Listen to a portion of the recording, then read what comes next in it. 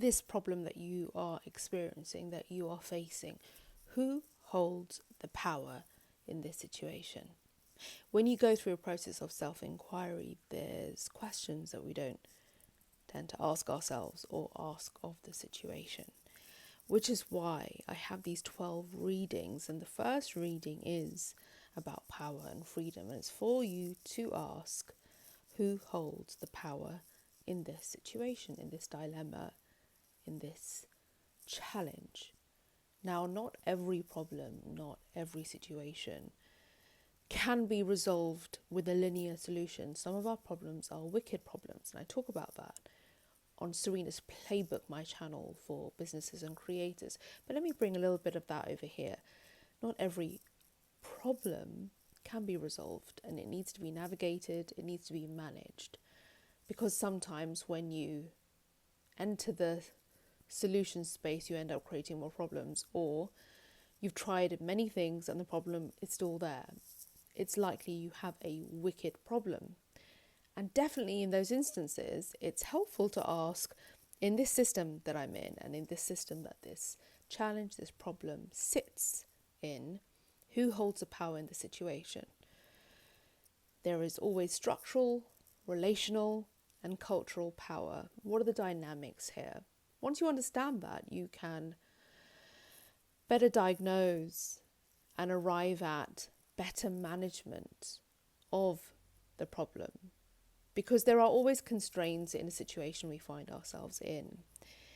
And along the way, we have told ourselves certain narratives and certain stories. And who benefits from that? So when you do this analysis, the self-inquiry about who does the power sit with, ask, do those stakeholders benefit from the stories, the scripts, the narratives you have running? It's a really useful process to go through.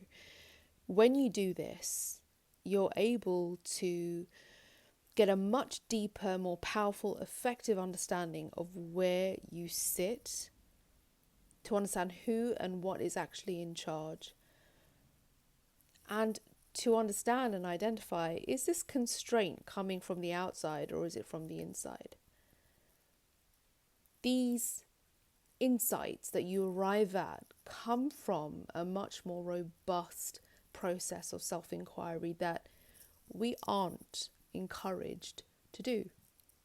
We aren't encouraged to do this self-inquiry. Instead, we are given cookie cutter methods, cookie cutter processes. Now, I'm a coach, I'm an online mentor, I'm a critical friend. I'm not a doctor, I'm not a therapist. These readings that I have, these 12 readings, are tools so that you can think much more clearly about your own life. It definitely isn't clinical guidance. If something surfaces after using my 12 readings, then please go ahead and get that support. It might be that you've arrived at a much more clear idea, some clarity has come in, and so I've done my job.